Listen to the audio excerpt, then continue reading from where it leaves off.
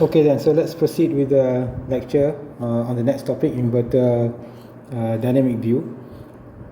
Okay, so basically we are going back to the inverter. Now we are going to focus on sizing our logic gates, the inverters and gates, to achieve a good performance, small delay.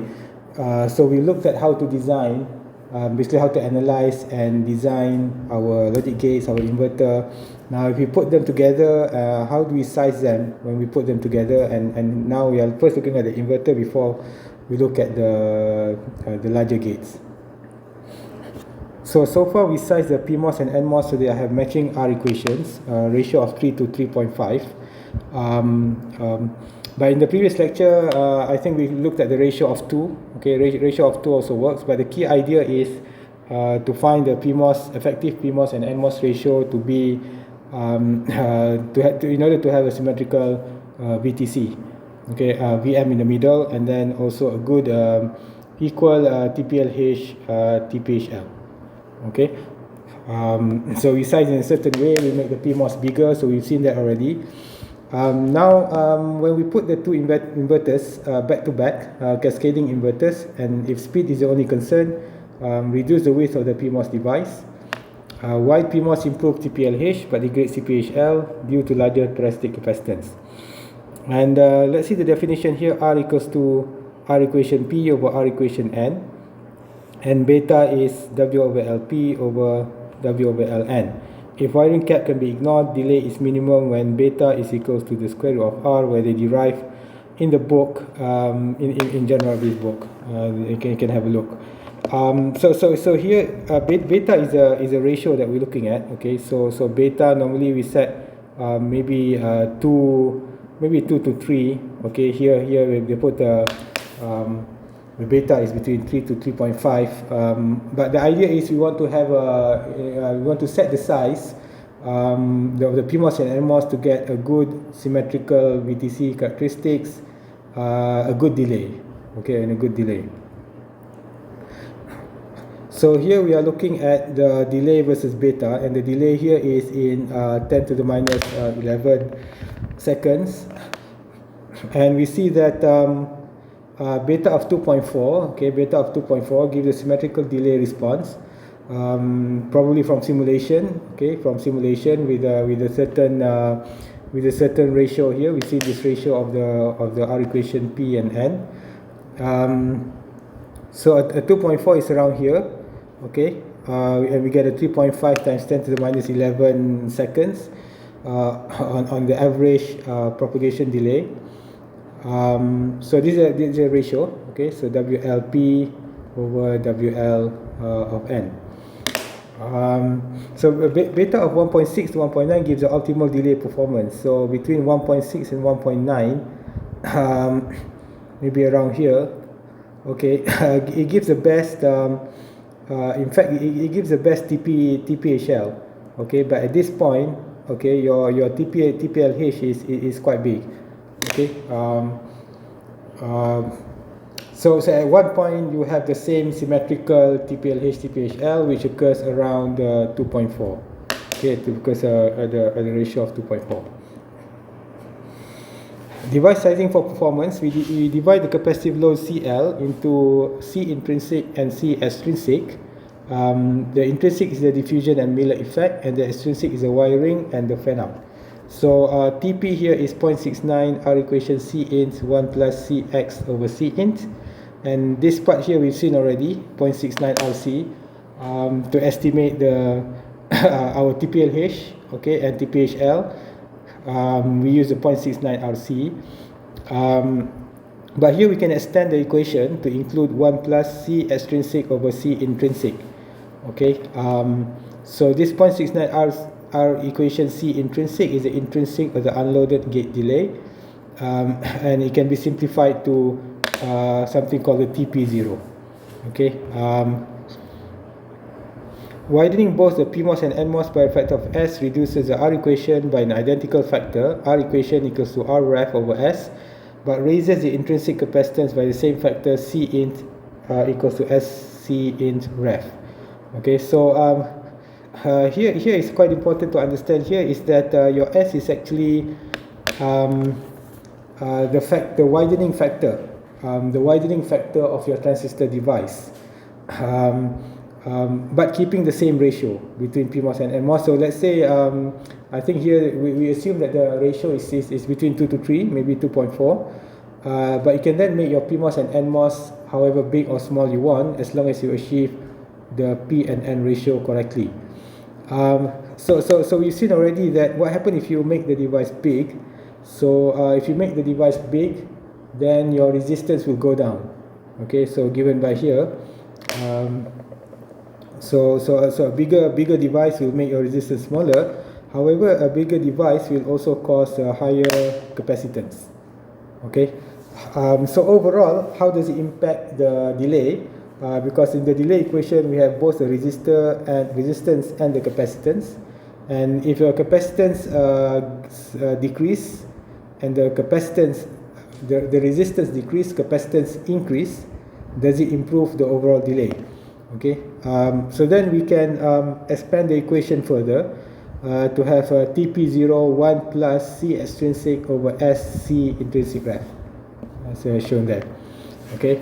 So TP0 here is independent of the sizing of the gate. With no load, the drive of the gate is totally offset by the increased capacitance. Any S sufficiently larger than Cx over Cint yields the best performance gain with the least area impact. Okay, so let's have a look at some analysis that they did here. So what they're doing here is we want to see the widening factor S versus the TPLH, TPHL average delay. So here, if S equals to 1, I think we can assume that your PMOS size and NMOS effective size is probably 2 to 1. Okay, let's assume it's a 2 to 1 ratio. So a 2 to 1, a size 2, okay, size 2, WL, let's see, WL, okay, so WL over 2, WL of P is equals to 2, WL of N equals to 1, and we have a certain delay which is around 3.6 times 10 to the minus 11. Now, if we make the S factor equals to 5, okay, so here we can say the PMOS size is 2 times 5, and the NMOS size is 1 times 5, so the effective size is 10 and 5, but the ratio is still the same ratio, means that we are going to get a symmetrical VTC, and in this case we have a better delay, okay, a less time delay through the inverter, only 2.2 times 10 to the minus 11, almost 2 times, less delay by making the PMOS and NMOS 5 times bigger, okay, for a given fixed load in this case, okay, assuming a fixed load. So here what it's saying that the majority of the improvement is obtained already for S equals to 5, and if you make this one, for example, 11, so 11, you can say that your PMOS size is 22, your NMOS size is 11, okay, a huge PMOS, a huge NMOS, and your delay is only going to be decreased by a little bit, okay, maybe by 0.1 times 10 to the minus 11. So the optimum you can say around size 5 for the inverter. So this is a self-loading effect, okay, it's called a self-loading effect, where the intrinsic actually dominates, the intrinsic capacitance actually dominates the delay, okay, which is why 5 there they found to be an optimum size factor to have for the inverter. Impact of Fanout on delay. So what is a Fanout? So Fanout is the number of gates or number of connections on the output of the gate, okay. So as you can see, a large Fanout means you have a high number of gates connected to the output. So extrinsic capacitance C extrinsic is a function of the Fanout of the gate. The larger the Fanout, the larger the external load. First, determine the input loading effect of the inverter. Both CG and C intrinsic are proportional to gate size. We can expect C intrinsic equals to gamma C gate. Okay. So here is a equation. Basically the same equation that we've seen before. Just that the CG here is actually your C intrinsic, assuming your gamma equals to 1 in the typical case. Okay, so then we can define F, okay, as the effective fan-out factor, where F is C extrinsic over the C gate.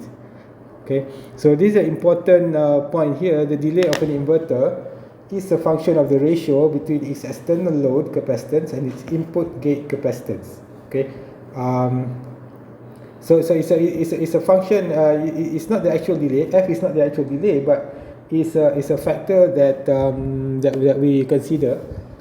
So the delay is you can say is a proportional to F, okay, which is C extrinsic over CG. So if you want a good delay, a small delay means you want a small CG, a large CG and a small C extrinsic. Okay, then using the equation we can get a better delay. So the real goal is to minimize the delay through an inverter chain. The delay of the gate's inverter stage is ignore wire cap. So we are ignoring all the wire capacitance. We are looking only at the diffusion and the source drain diffusion and the gate capacitance and the overlap and those capacitance. We are currently ignoring the gate, the wire capacitance. Although it's getting more and more important, and especially if you have a long wire, then you cannot really ignore your wire cap. But for now, let's ignore the wire cap and say that CL here, for example, is a function of the fan out of the last inverter. Okay, so here we can define.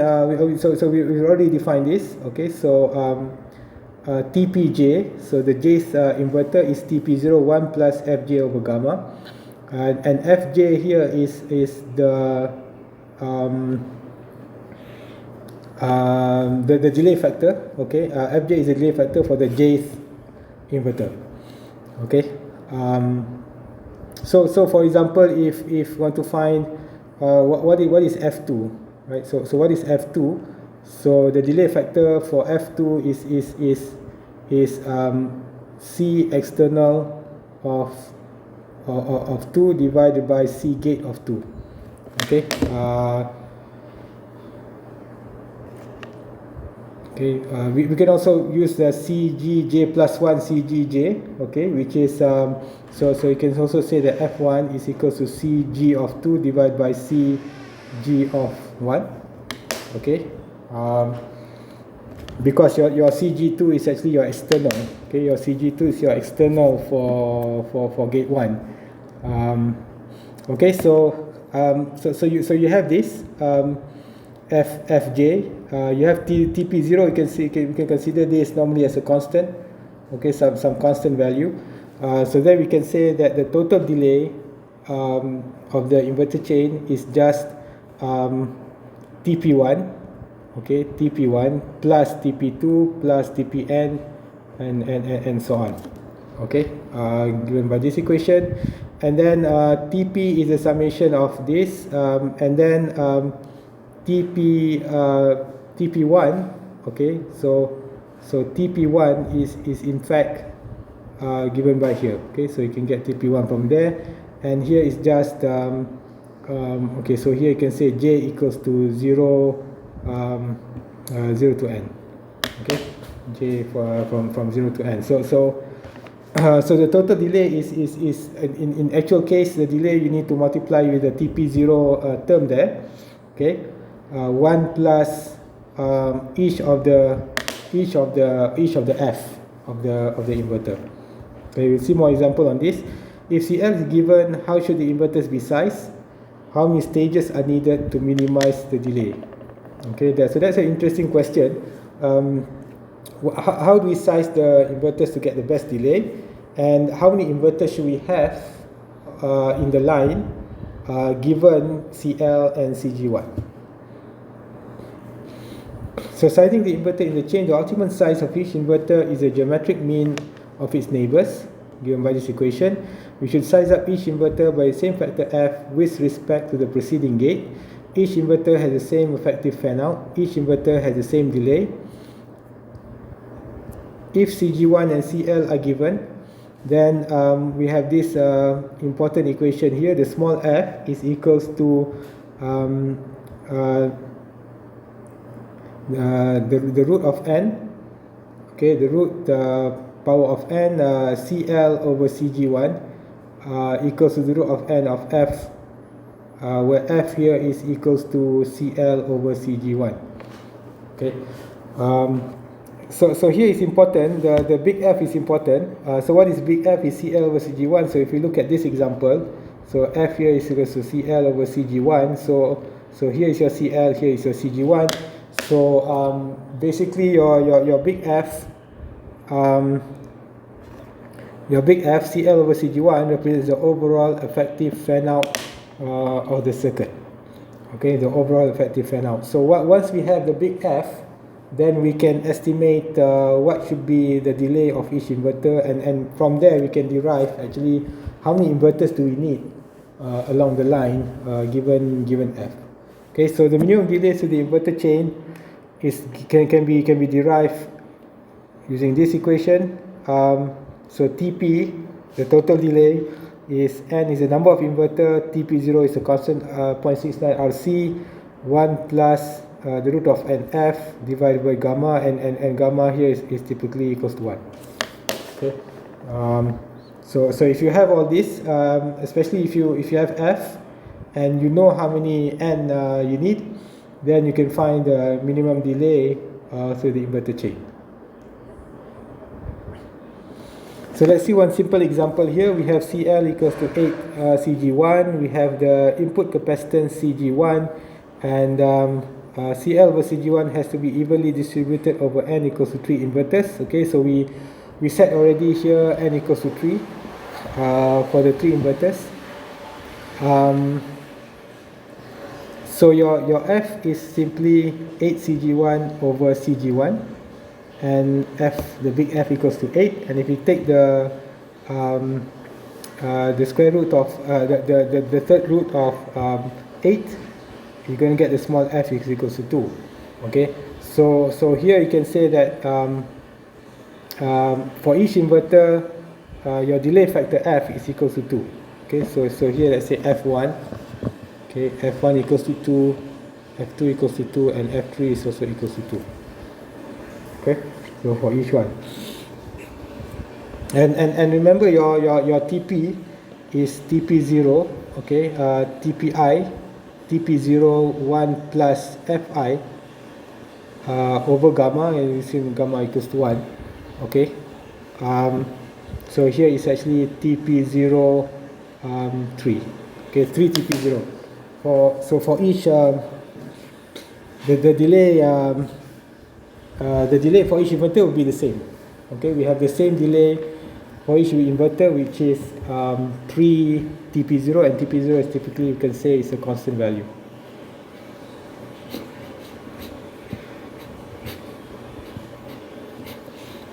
So what is the optimal value for N given F? Okay, so N here is the number of inverters. So how many inverters do we need if we know what is our CL and what is our CG1? So if the number of stages is too large, the intrinsic delay of the stages dominate. If the number of stages is too small, the effective fan out of each stage dominate. Okay, so this is quite important to understand here.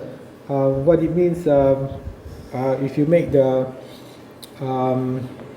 stages too large or you make the stages too small, means that how many inverters you have. Do you want to have a lot of inverters or less number of inverters in the line? And how you're going to impact the C-ins and C-X. Okay, so the optimum N is found by differentiating the minimum delay expression divided by the number of stages and setting the result to 0. Giving this equation, so if you take the derivative of the minimum delay equation, set it to 0, and then we can derive for N. Okay, so here if you can put into the Wolfram alpha and try to solve for N, And so for gamma equals to 1, so if you try this, you're going to get a real number of around 0.8 ln f. Okay, n equals to 0.8 ln f for gamma equals to 1. And for gamma equals to 0, we are going to get a nice n equals to ln of f. Okay, so remember f is, the big F there is just simply your CL over CG1. Okay, so you know the so we know the effective delay on the line, the big F, CL over CG1, and then if we know this one, then we can actually estimate what is the best number of inverters to have on the line by using this equation. 0.8 ln f or ln f is also okay. Okay, so here they give some numbers. I believe these numbers you can see in the book. They take some values for f. They take some values for f, and you can calculate the small f here also, and get these numbers. So optimum effective Fanout, I think I'm going to skip this one. It's not so important for us right now. So this one is more important, more interesting. So this one will continue in the next video.